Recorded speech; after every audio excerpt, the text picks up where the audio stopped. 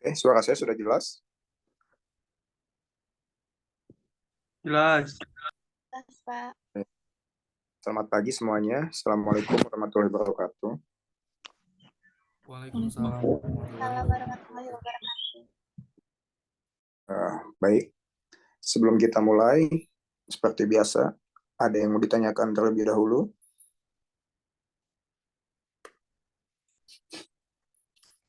Oke, jika tidak ada, kita masuk ke materi baru.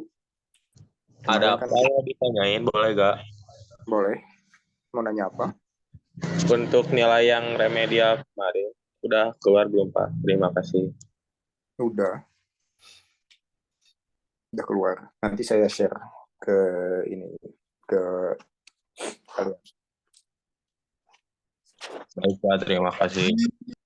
Oke, ada lagi yang ditanyakan? Pak, saya mau bertanya, Pak. Yo. Kemarin waktu yang remedial itu, Pak, hari Sabtu beberapa minggu yang lalu, saya berhalangan datang karena ada tugas di Jakarta, Pak. Kemarin saya sudah WA Bapak, mungkin WA saya tenggelam, jadi kira-kira gimana ya, Pak? Bisa nggak saya ganti gitu, Pak? Nggak bisa. Kalau saya ikut kemauan mahasiswa terus, nanti yang lain ikut-ikutan juga. Nanti saya yang sulit, nanti yang susah. Yang penting saya sudah memberikan kesempatan ke kalian untuk perbaikan. Jika yang tidak memanfaatkan, ya nilai yang asli yang saya kasih, gitu ya. Soalnya kalau saya terus-terusan gitu, nanti teman-teman kalian juga ada yang beralasan serupa. Masalahnya kan kelas yang saya ampu tuh banyak. Jadi kalau saya memberikan privilege ke satu orang, yang lain akan minta lagi. Jadi kewajiban saya sudah gugur kalau misalnya memang sudah saya berikan kesempatan untuk perbaikan. Gitu. Lagi tanyakan? Oke, Pak. Makasih, Pak. Ya.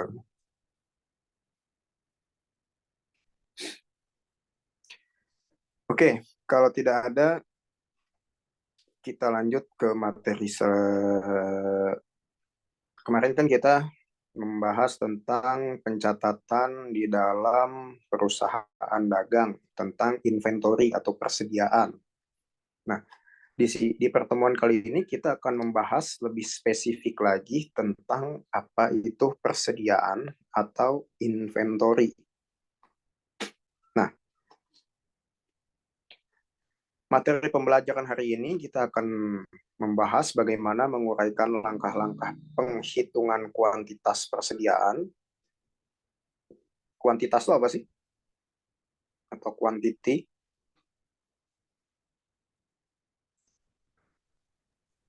Jumlah, Bapak. Jumlah. Oke. Menguasai perlakuan akuntansi untuk persediaan serta mampu menerapkan metode-metode arus kas persediaan, bukan cost kas. Kemudian menjelaskan dampak keuangan dari asumsi-asumsi arus kas persediaan, menjelaskan perlakuan akuntansi basis yang lebih rendah antara kas atau nilai realisasi bersih, the lower of cost or net realizable value, basic of accounting for inventories. Nanti kita akan bahas apa sih ini.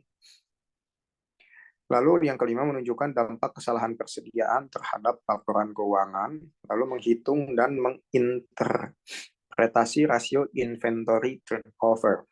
Nah, jadi bahasan kali ini kita akan sedikit agak panjang, teman-teman. Jadi saya harapkan kalian fokus di dalam materi pembelajaran sesi ke-11 hari ini.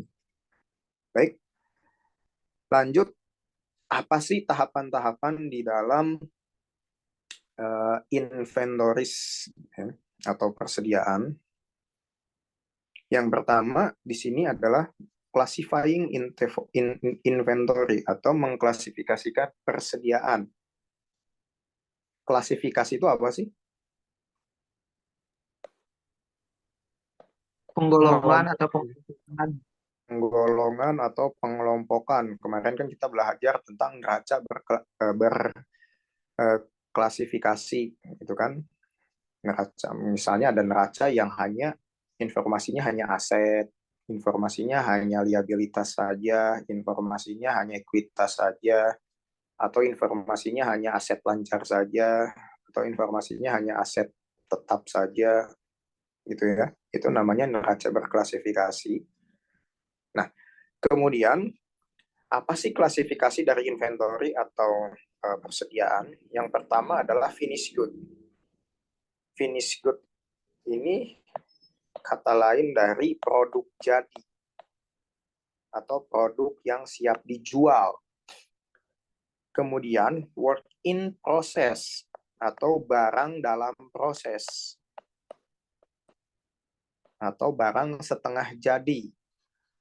Lalu ada raw materials atau bahan baku. Ya.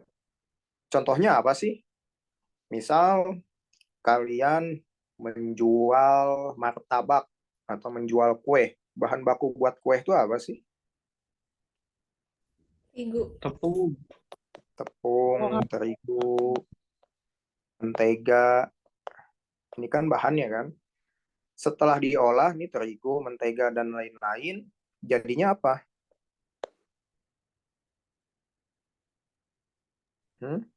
Barang setengah jadinya apa? Atau barang dalam prosesnya apa?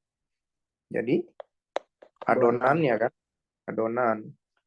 Nah, setelah jadi adonan, baru yang terakhir finish good, yang ini, atau produk jadi kuehnya, atau martabaknya. Ya. Nah, ini adalah klasifikasi di dalam persediaan. Jadi ada persediaan bahan baku, persediaan barang dalam proses atau barang setengah jadi, lalu ada persediaan produk jadi atau barang jadi. Ya, jadi ada 3 klasifikasi di dalam penentuan persediaan inventory, gitu ya. Dari sini ada yang tanyakan terlebih dahulu terkait klasifikasi inventory. Oke. Selanjutnya, determining inventory quantities, menentukan jumlah persediaan, yaitu taking a physical inventory, lalu determining ownership of goods. Nah, nanti kita bahasnya apa nih, supaya agak singkat. Lalu, yang selanjutnya adalah inventory costing, menentukan harga persediaan.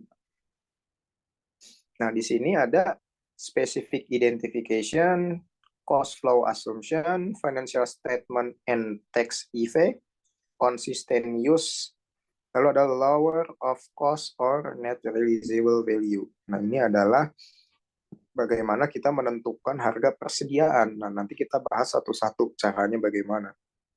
Nah, ternyata di dalam menentukan harga persediaan ini juga suka terdapat error atau kesalahan di dalam penentuannya. Yang pertama, akibat dari laporan dampaknya kemana? Kalau misalnya kita menentukan harga inventory-nya error, dampaknya adalah ke laporan laba rugi atau income statement effect. Lalu ada statement of financial position effect, dan dampaknya juga ke dalam laporan posisi keuangan. Ya. Jadi dampaknya adalah ke laporan keuangan nanti apabila kita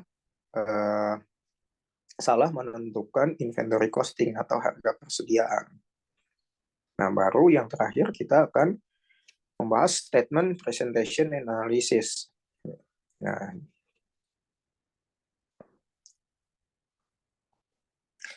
kemarin kan dari sebelum UTS sampai setelah UTS kita kan membahas perusahaan-perusahaan kan. Sebelum UTS kita membahas perusahaan apa sih? Perusahaan jasa. Jasa. Setelah UTS kemarin perusahaan apa? Perusahaan dagang. Perusahaan dagang. Dan satu lagi ada yang namanya adalah perusahaan manufaktur atau manufacturing company. Apa sih bedanya dengan perusahaan dagang? Nah, kalau perusahaan dagang kan minggu kemarin kita bahas tidak memproduksi barang kan? Dia hanya menjual barang tersebut, ya kan? Makanya di sini hanya ada satu kelompok, yaitu adalah persediaan barang dagangan. Ya, jadi barang yang sudah siap dijual.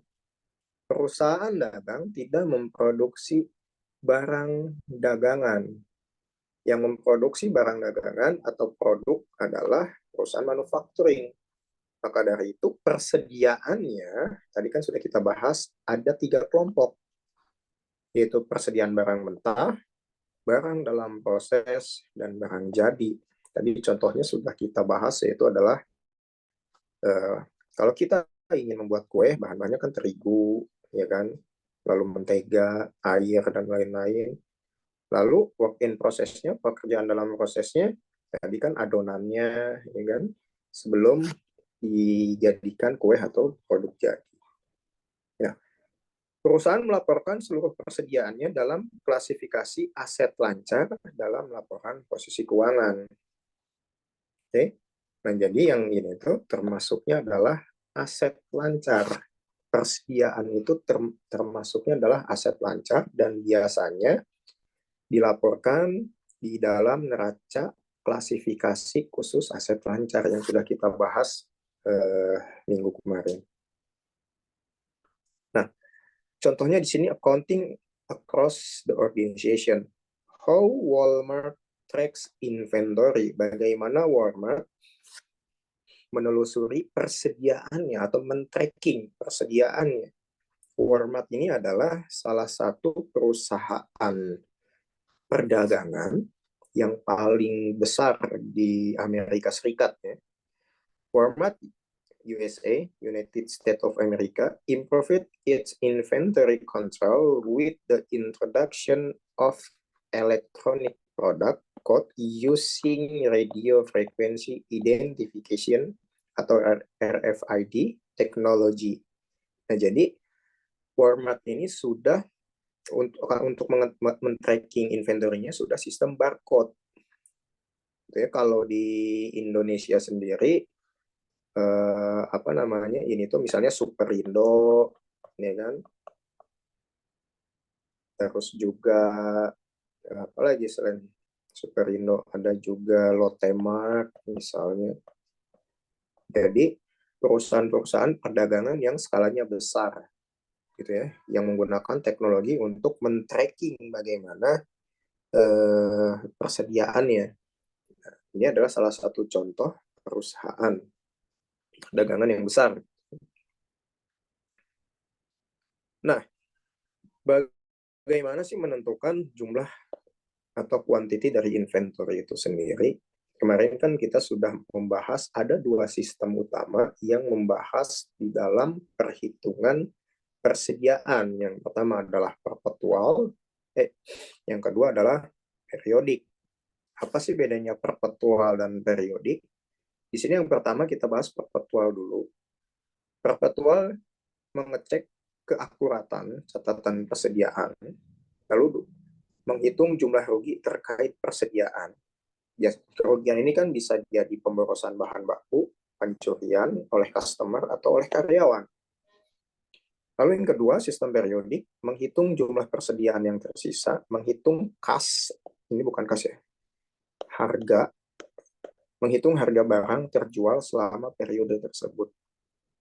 Nah, nanti kita bahas di contoh soal secara detailnya apa sih perbedaan dari sistem perpetual dan sistem periodik. Yang menjadi inti catatan, kalau sistem perpetual disebutnya adalah sistem buku. Gitu ya.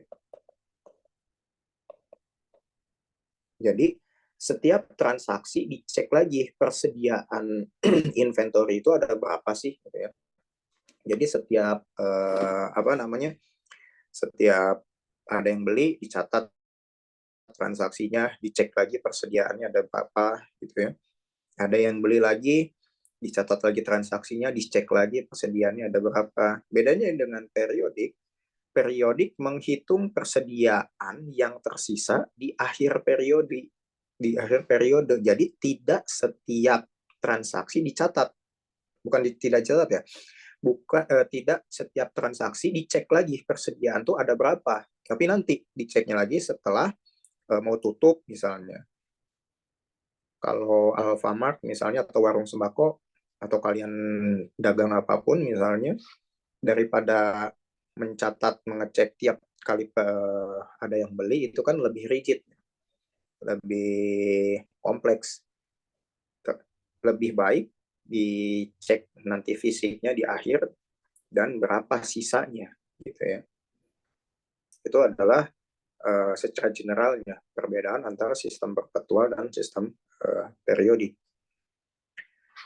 Kemudian perhitungan fisik persediaan, taking a physical inventory, mencakup perhitungan unit, penimbangan atau pengukuran setiap item persediaan yang tersisa gitu ya.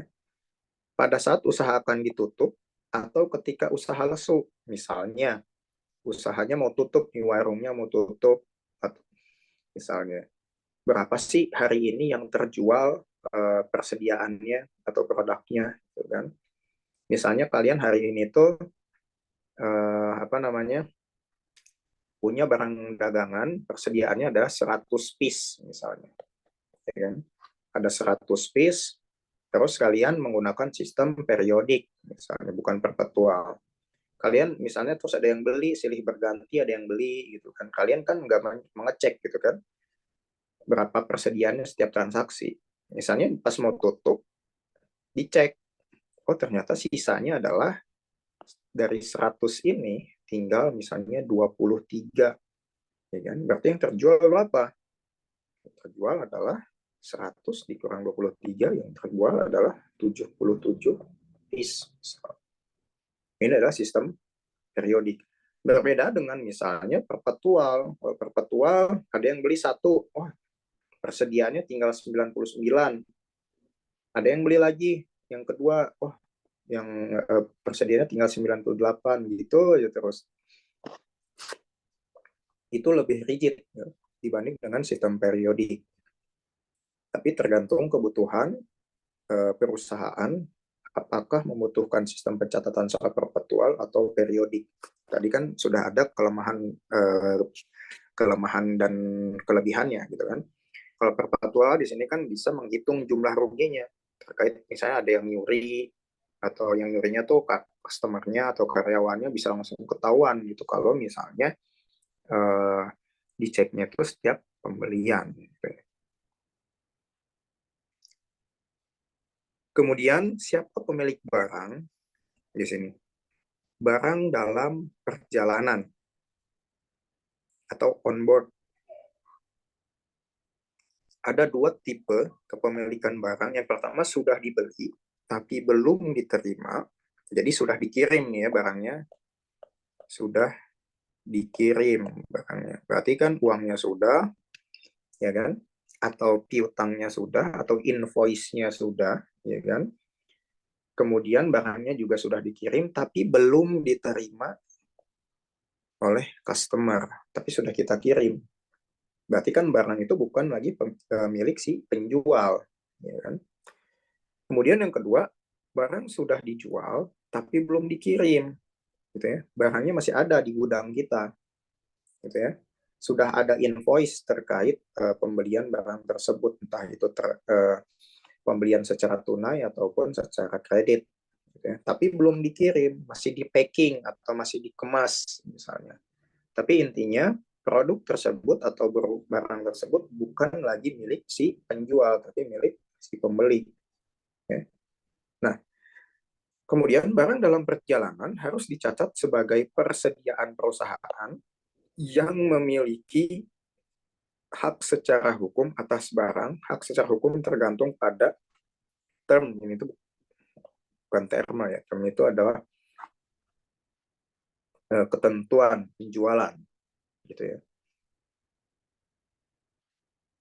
Nah, kita bahas lagi barang dalam perjalanan atau goods in transit. Kemarin kita membahas tentang FOB shipping point atau fee on board shipping point dan fee on board destination, ya kan? Di sini ada penjelasan ownership pass to buyer here. Public Carrier Co. ini adalah perusahaan ekspedisinya, terus ini adalah buyer. Nah, apa sih bedanya? Kepemilikan barang beralih ke pembeli ketika jasa angkutan umum menerima barang itu dari penjual. Bedanya dengan fee on board destination, kepemilikan barang tetap berada di pihak penjual hingga barang itu sampai ke pembeli. Nah, di sini mana biaya atau ongkos kirim yang ditanggung oleh penjual dan mana yang ditanggung oleh pembeli? Yang mana kira-kira teman-teman? Yang ke satu apa yang kedua? Ongkos kirim dibayar oleh si penjual. Kira-kira yang mana?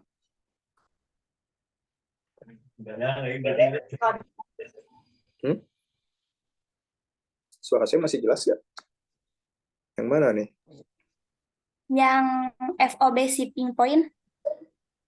Yang kepemilikan beralih kepemilikan ketika jasa angkutan umum menerima barang itu dari penjual. Good ya. Berarti yang kedua, ongkirnya ditanggung oleh si pembeli.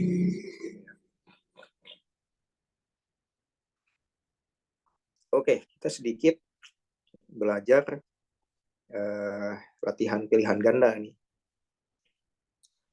Barang dalam perjalanan harus dicatat sebagai persediaan pembeli jika, itu ketentuan ya, bukan terma ya,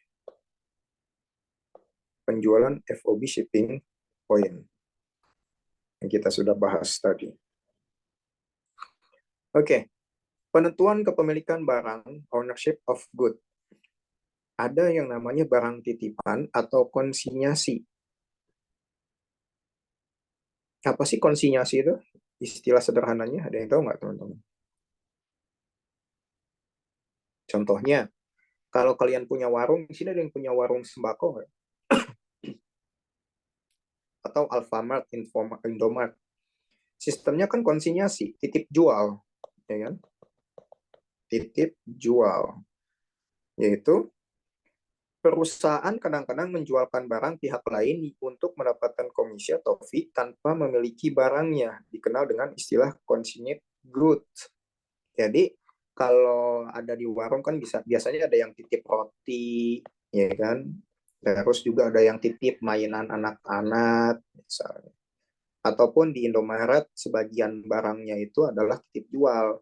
Yang dimaksud titip jual adalah perusahaan tidak membeli barang tersebut atau beli putus, ya kan? Kan kalau kalian membeli sesuatu kan harus punya uang dulu, baru baru barang tersebut kita miliki. Gitu. Kalau titip jual berbeda, jadi kita tidak membeli barang tersebut, tapi si produsen barang tersebut datang ke kita, meminta kita untuk menjualkan barang tersebut. Gitu ya. Kalau kalian ke kantin bawah tuh yang di mana, yang di Nusa Putra, biasanya kan ada yang gorengan gitu kan. Nah, gorengan itu biasanya itu yang membuatnya itu bukan yang jual, tapi orang lain. Ya. Kemudian bagaimana sistem bagi hasilnya atau bagi untungnya? Jadi setiap yang terjual, misalnya harga dari produksinya 800 terus dijual dengan harga 1000 misalnya. Ini kan ada selisih 200 kan. Nah, berarti si penjual dari setiap piece atau produk yang terjual mendapatkan untung 200 tanpa harus mengeluarkan uang 800 rupiah ini. Ya. Atau nitip sebanyak 100 piece misalnya. Berarti kan kalau harga jualnya 800, kalau misalnya beli putus bukan konsinyasi, si penjual tersebut membeli barang ini kan harus merogoh kocek 80.000 kan. Nah, tapi kalau sistemnya konsinyasi, si penjual tuh nggak perlu punya uang ini, ya, ya udah dititipin aja barangnya, gitu. Dan tidak perlu modal juga. Terus bagi untungnya adalah di setiap barang yang terjual. Yang nggak terjual gimana? Saya dari 100 ini yang laku 90. 10 laginya gimana? 10 laginya diambil oleh si produsen tadi. Jadi kita si penjual tidak mengalami kerugian akibat barang yang tidak terjual. Itu adalah barang titipan atau konsinyasi. Jadi diambil lagi. Indomart, Alfamart juga begitu. Ada sebagian barangnya yang sifatnya konsinyasi atau titip jual. Jadi barang yang tidak lakunya dikembalikan lagi ke produsen. gitu ya, yang lakunya dibayar gitu ya sesuai kesepakatan harga beli di awal. Sampai sini ada yang ditanyakan terlebih dahulu? Nah, lanjut, inventory costing atau harga pokok persediaan. Ini tuh kas, atau nama lainnya adalah harga pokok. Harga pokok unit barang bisa diterapkan pada kuantitas atau jumlah yang tersisa dengan menggunakan metode penentuan harga pokok. Nah, tadi kan di awal kita membahas metode-metode untuk menentukan inventory costing, ya kan? Nah, sekarang kita bahas satu persatu. Yang pertama ada spesifikasi identification, ada first in, first out, ada juga average cost, kemudian ada juga last in, first out, atau LIFO. Kalau ini FIFO, kalau ini LIFO. Kalau ini first in, first out, kalau LIFO last in, first out. Nah, bedanya apa? Nanti kita bahas satu persatu. Oke? Tapi kalian tanamkan terlebih dahulu di dalam benak kalian, jika di dalam penentuan metode-metode penentuan harga pokok itu ada berbagai metode. Salah satu yang pertama adalah specific identification, FIFO, average cost, dan LIFO. Kita bahas tentang metode identifikasi khusus terlebih dahulu yang pertama, atau specific identification method, yaitu merupakan metode penentuan harga pokok persediaan berdasarkan arus fisik barang yang sesungguhnya dengan cara mengidentifikasi harga pokok item-item persediaan yang tersisa dan menjumlahkannya untuk menentukan persediaan akhir. Akan tetapi, praktek ini jarang dilakukan, lalu banyak perusahaan menggunakan asumsi atau asumsi arus kas. Nah, jadi metode ini itu sebenarnya jarang dilakukan oleh perusahaan-perusahaan. Nah, kita bahas di sini kenapa sih jarang dilakukan oleh perusahaan-perusahaan. Kita bahas di ilustrasi atau contoh soal. Di sini dijelaskan, Srifits TV Company membeli 3 unit TV berukuran 46 inch. Ya, 3 unit TV berukuran 46 inch pada tanggal yang berbeda, ada clue-nya lagi, tanggalnya berbeda, dengan harga pokok masing-masing adalah yang pertama 700, kedua 750, ketiga $800. Sepanjang tahun berjalan, Srifits menjual 2 unit dengan harga jual per unitnya adalah 1.200. Itu ya. Nah, di sini kan dijelaskan merupakan metode penentuan harga pokok persediaan berdasarkan arus fisik barang yang sesungguhnya dengan cara mengidentifikasi harga pokok persediaan item-item persediaan yang tersisa. Nah, ini kan si Srifit TV Company ini kan membeli TV dengan spesifikasi yang sama, yaitu 46 inch, ya kan? Akan tetapi harganya beda-beda. Kenapa sih spesifikasinya sama, tapi harganya berbeda-beda? Oh, ternyata dibelinya pun di tanggal yang berbeda. Di sini purchases atau pembelian, yang pertama dibeli pada tanggal 3 Februari, kedua 5 Maret, ketiga 22 Mei. Ya. Oh, TV ini dari bulan ke bulan ternyata mengalami kenaikan. Ya kan? Misalnya yang di bulan Februari harganya 700, yang dibeli bulan Maret naik 50 jadi 750, dan di bulan Mei naik lagi menjadi 800. Ini adalah harga pokok persediaannya. berbeda-beda kan, walaupun spesifikasinya sama, akan tetapi harga pokok persediaannya berbeda-beda. Inilah yang disebut dengan identification metode identifikasi khusus. Nah, misalnya pada tanggal 1 Juni ini ya, terjual 2 TV, ya kan? Kalau ini kan harga belinya, harga pokok pembelian. Kalau ini harga pokok penjualan, ya kan? Nah, ternyata untuk TV tersebut, walaupun harga pokok pembeliannya berbeda-beda, tetapi harga pokok penjualannya itu sama, seharga 1.200, gitu ya. Kemudian laku 2, berarti 1.200 dikali 2, hasilnya adalah 2.400. Nah, kita lihat di sini, di ilustrasi yang selanjutnya. Jika Srifit menjual TV yang dibelinya pada tanggal 3 Februari dan 22 Mei, kan? Berarti yang laku itu yang mana? Yang ini kan, yang ke-1 dan yang kedua.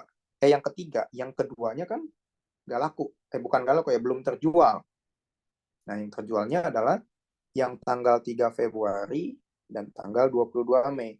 Maka harga pokok persediaan, HP persediaan, barang yang dijual, HPP-nya adalah 1.500. Dari mana? 700 ditambah 800.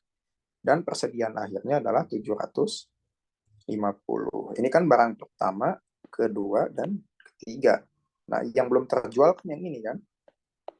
Belum terjual. Kalau ini udah sold, ini udah sold. Nah, penentuan harga pokok penjualannya gimana? Oh, berarti tinggal 700 ditambah 800. Hasilnya adalah 1.500. Kemudian persediaan akhirnya adalah $750. Bagaimana kalau yang terjualnya adalah yang pertama dan yang kedua, yang ketiganya belum terjual? Maka di sini bukan 800, tetapi 750. Nah, di sini juga 750. Cost of good-nya atau COGS, cost of goods sold-nya atau COGS-nya bukan 1.500, jadi 1.450. Di sini juga ending inventory-nya atau persediaan akhirnya bukan lagi 750, tapi 800. Jadi kalau di metode yang pertama ini atau metode identifikasi khusus ini, itu menentukan harga pokok persediaan berdasarkan mana produk yang terlebih dahulu terjual, gitu. Dan produk yang belum terjual dijadikan persediaan akhir, gitu ya. Jadi untuk menentukan harga pokok penjualannya itu berdasarkan mana saja produk yang terjual dan persediaan akhirnya ditentukan dari produk yang belum terjual. Tapi kalau metode ini lebih ribet ya.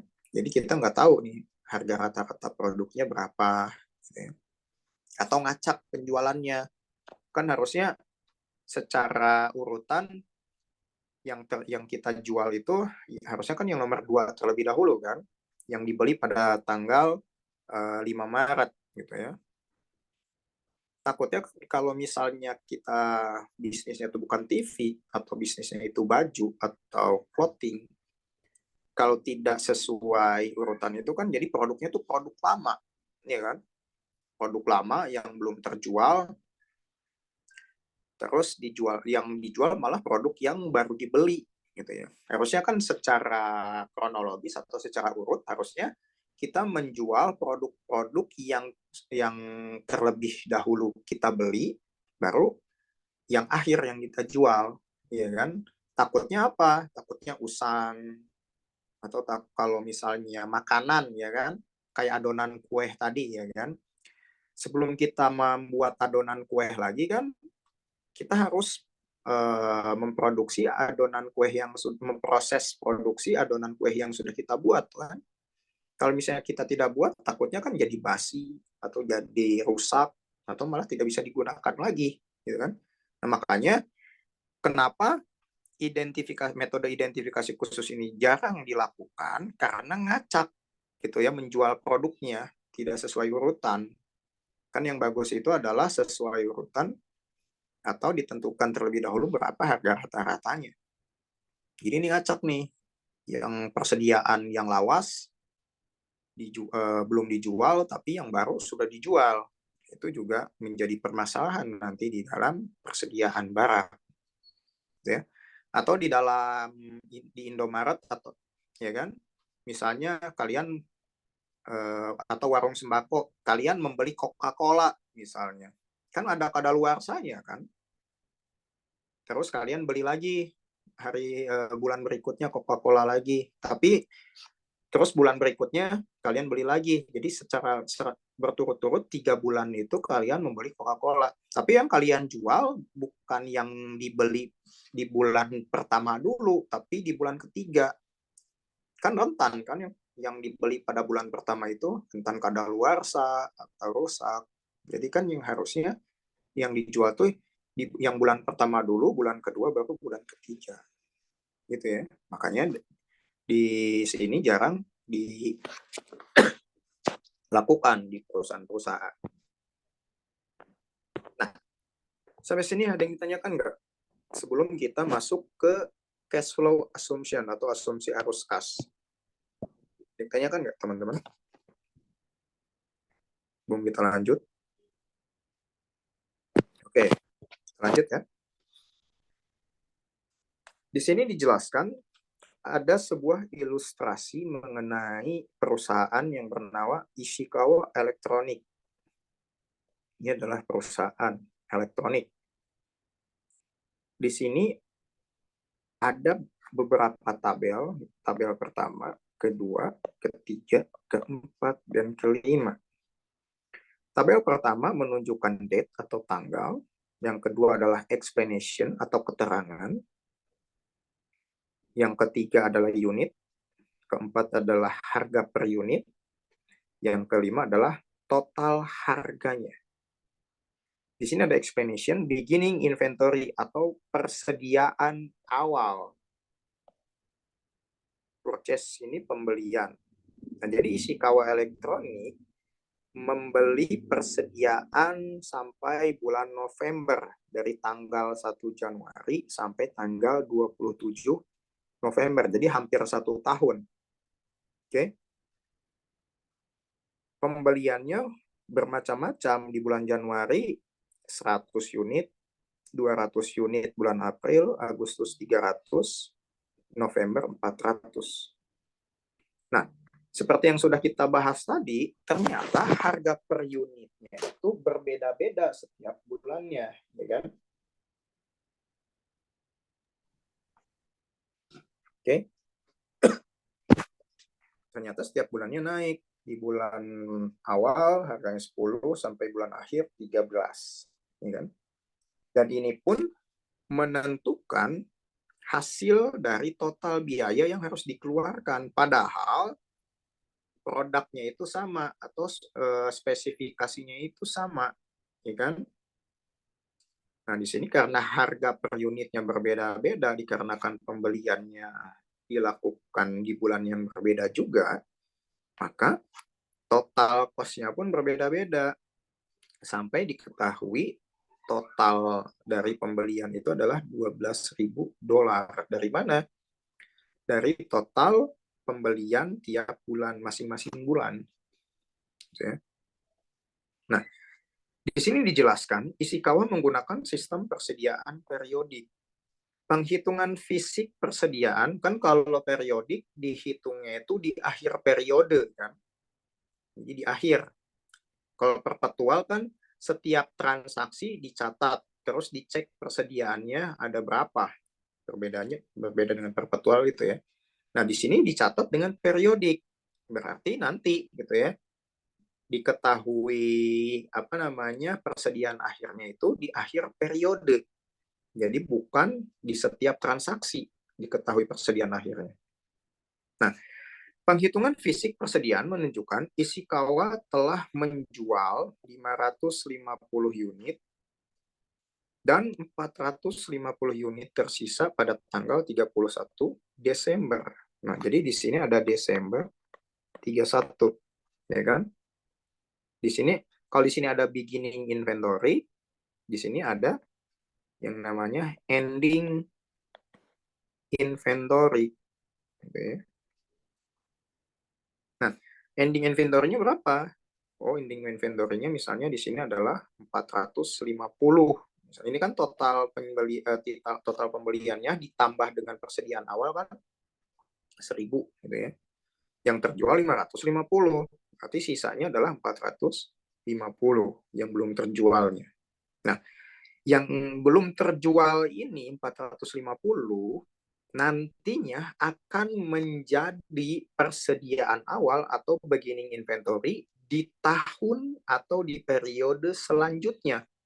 Misalnya ini di tahun 2023, ya kan? Di tahun 2023 terjadi unit sisa adalah 450, ya kan? Yang belum terjualnya. Nah, di tahun 2024 nanti, yang 450 ini akan menjadi beginning inventory. Jadi, di sininya 450. Nah, lalu pembelian-pembelian lagi di tahun 2020.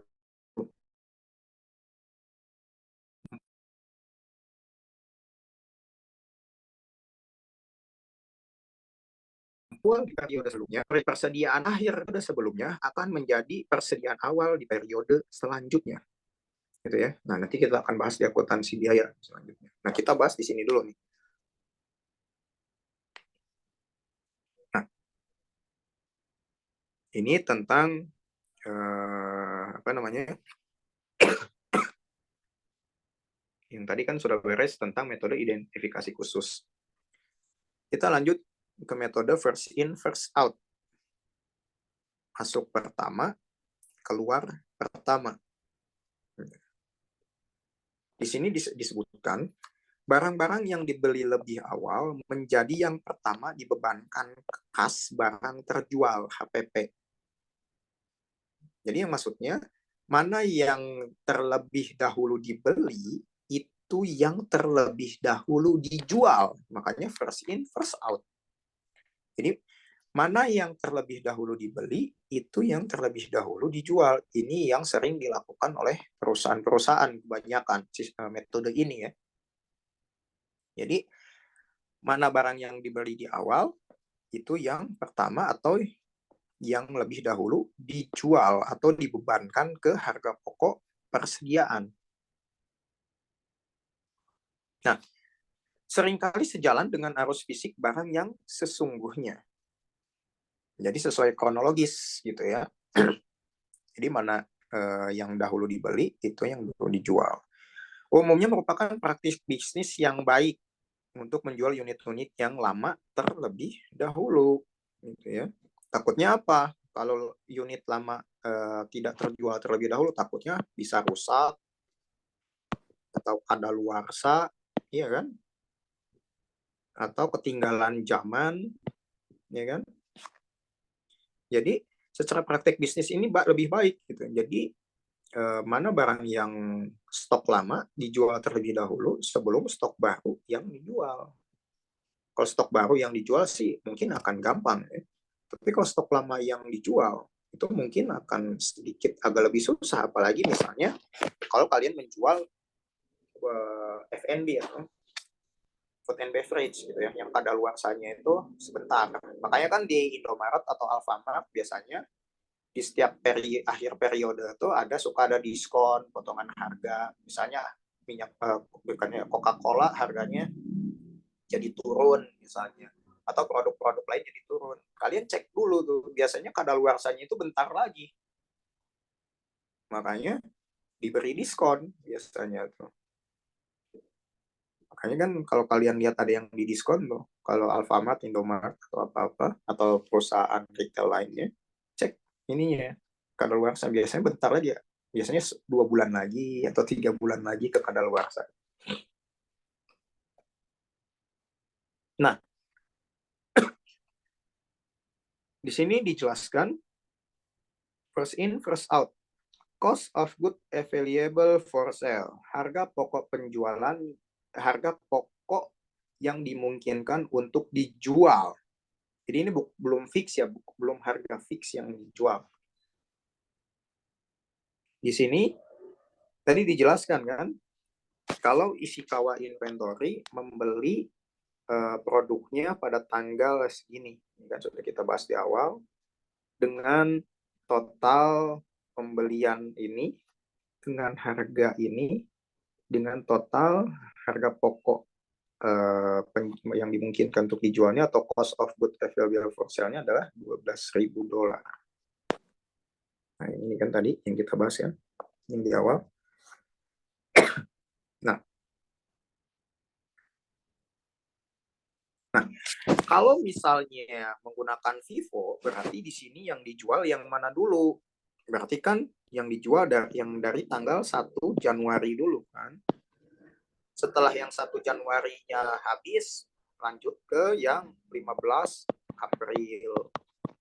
Kalau yang 15 Aprilnya sudah habis, lanjut yang ke tanggal 24 Agustus.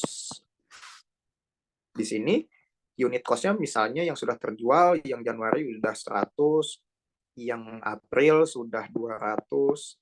Nah, kalau yang Agustus misalnya baru terjual, yang dari 300 ini baru terjual 150. Ya kan? Di sini kan total cost-nya kita sudah, kalau yang dengan unit per cost-nya bulan April misalnya 10, kalau laku semua misalnya di sini jadi 1000 total cost-nya. Yang April juga kalau laku semua dengan harga per unit cost-nya 100, totalnya jadi 2.200. Ya kan? Nah, kalau yang Agustus, yang baru terjualnya dari 300 itu baru 150 kan. Dengan harga jual $12 per unit. Maka total cost-nya berapa? Berarti kan 150 dikali 12. Berapa nih? 150 kali 12. Misalnya di sini 300 tambah 150. 0, 0, kemudian 8, 1.800. Berarti di sini total cost-nya 1.800. Nah, kalau laku terjual semua, totalnya berapa? 3.600. Tapi kan baru terjualnya adalah 150. Nah, ini adalah FIFO, first in, first out. Yang terlebih dahulu dibeli itu yang terlebih dahulu dijual atau yang terlebih dahulu dikeluarkan. Gitu ya. Maka totalnya di sini berapa? Ya tinggal ditotalkan 1.000 ya kan, ditambah 2.200 ditambah 1.800. Ini 1.000, ini 2.200, 3.200 tambah 1.800, hasilnya adalah 5.000 misalnya. Nah, makanya terus di sini cost of good available for sale-nya berapa? Ini kan 12.000 kan. Nah, di sini adalah total cost-nya adalah 5.000 ya kan. Berarti di sini 5.000 masuk. Berarti ending inventory-nya berapa? Ini kan yang kita cari kan, ending inventory atau persediaan akhirnya. Berarti 12.000 dikurang 5.000, hasilnya adalah 7.000. Gitu ya. Nah, di sini misalnya yang unit yang terjual kan tadi sudah kita bahas. Unit yang terjualnya adalah 100, ini 200, ini 150. Dengan harga misalnya beda-beda. Saya salah nulis ya di unit cost di sini. Dengan harga kalau yang ini harganya 10, ini 11, ini 12. Totalnya di sini berapa unit yang terjual? Adalah 450 unit. Gitu ya, cara. Atau lebih gampang dipahaminya sebagai berikut. Tadi kan kita sudah bahas ya, tapi dengan contoh yang berbeda. Ini kan, yang warna hijau ini adalah barang atau produk yang sudah terjual, yang warna hijau. Kemudian yang warna coklat ini produk atau persediaan, bukan produk ya, kita ulang lagi supaya lebih dipahami. Yang warna hijau ini adalah persediaan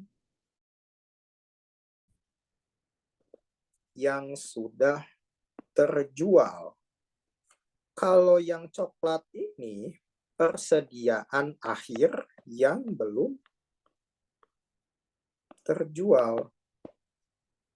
Nah, jadi sesuai kronologis nih. Ini kan yang dibeli bulan Februari, ini yang dibeli bulan Januari, April, Agustus, September kan. Nah, jadi yang dijual terlebih dahulu itu adalah persediaan bulan Januari, persediaan bulan April, dan persediaan bulan Agustus. Akan tetapi bulan Agustus belum terjual semua. Kan bulan Agustus 3.600 kan, yang ini kan. Ternyata yang terjual baru 3.600-nya lagi belum. Nah, yang 600-nya ini ditambahkan ke persediaan akhir, ya kan? Kemudian yang bulan November, bukan September ya, bulan November, yang ini belum terjual juga kan? Maka persediaan bulan Agustus yang belum terjual ditambah persediaan bulan November yang belum terjual, jadi persediaan atau warehouse sebanyak 5.800. Kemudian cost of goods sold-nya atau harga pokok penjualannya yang sudah terjual berapa? Tadi kan total pembeliannya adalah 12.000 kan, yang ini kan.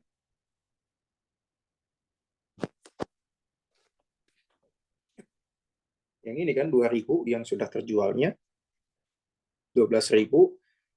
Maka untuk mengetahui berapa yang terjualnya adalah total pembelian dikurang persediaan akhir. Totalnya adalah 12.000 tadi, dikurang persediaan akhirnya 5.800, maka harga pokok penjualannya adalah 6.200. Sampai sini ada yang ditanyakan nggak teman-teman sebelum kita masuk ke dalam metode moving average atau metode rata-rata atau moving average cost atau average cost, metode rata-rata, penentuan harga rata-rata. Ditanyakan teman-teman? Lanjut ya.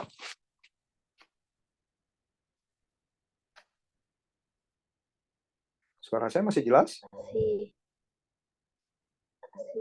Oke. Kemudian metode yang kedua yaitu penentuan harga pokok rata-rata. Kos ini kan harga pokok kan tadi. Harga pokok persediaan. Mengalokasikan harga pokok barang yang tersedia untuk dijual berdasarkan harga pokok persediaan per unit rata-rata tertimbang. Nah, kalau ini kan dirata-ratakan berapa sih harga